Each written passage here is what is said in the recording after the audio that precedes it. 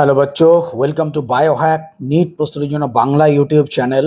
তো তোমরা জানো যে সুপ্রিম কোর্টে আজকে 22 তারিখ সকাল থেকে প্রায় 10:30 থেকে হিয়ারিং শুরু হয়েছে। এখন লাঞ্চ ব্রেক হলো।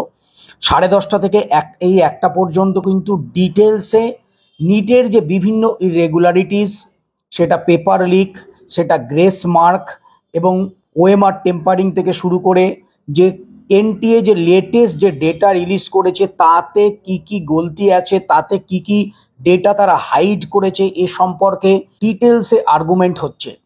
তোমরা নিশ্চয়ই আর্গুমেন্টটা দেখছো, তাহলে তোমরা অবশ্যই বুঝতে পারবে যে এনটিএ এবং সরকার পক্ষের উকিলের কাছে কোনো রকম কোশ্চেনের কোনো অ্যান্সার নেই।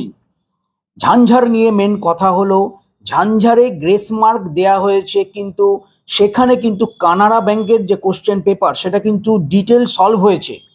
এছাড়াও আরেকটা নতুন পয়েন্ট যেটা আজকে আর্গুমেন্ট থেকে উঠে এসছে, এনটিএ যে অ্যান্সার কি জারি করেছে সেখানে কিন্তু কানাড়া ব্যাংকের কোনো অ্যান্সার কি জারি করেনি, শুধুমাত্র এসবিআই এর যে অ্যান্সার কি সেটা জারি করেছে।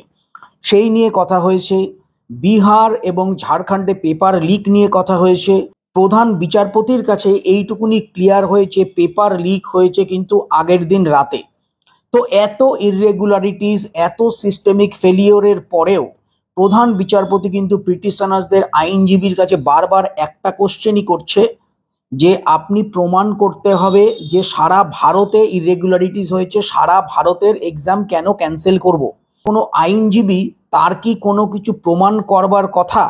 প্রমাণ কে করবে? প্রমাণ করবে সিবিআই বা পুলিশ।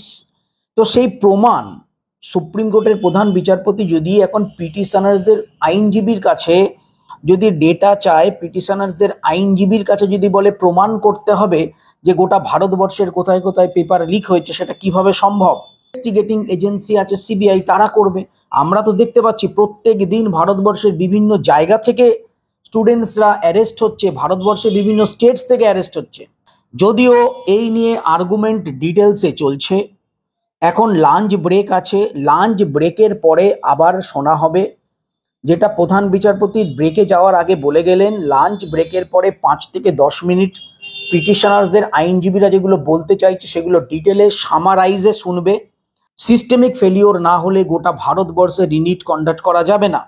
তো সিস্টেমিক ফেলিওর কেন, সেই ব্যাপারে 5 থেকে 10 মিনিট জিস্ট করে সুপ্রিম কোর্টের প্রধান বিচারপতির কাছে শোনাতে হবে। এনটিএ এবং গভর্নমেন্ট, তাদের কথা শোনা হবে। এনটিএ এবং গভর্নমেন্টকে কিছু স্পেসিফিক কোশ্চেনের অ্যান্সারও দিতে হবে লাঞ্চের পর। হয়তো আজকে আমরা কোনো জাজমেন্ট পাবো, রিনিট হবে কি হবে না।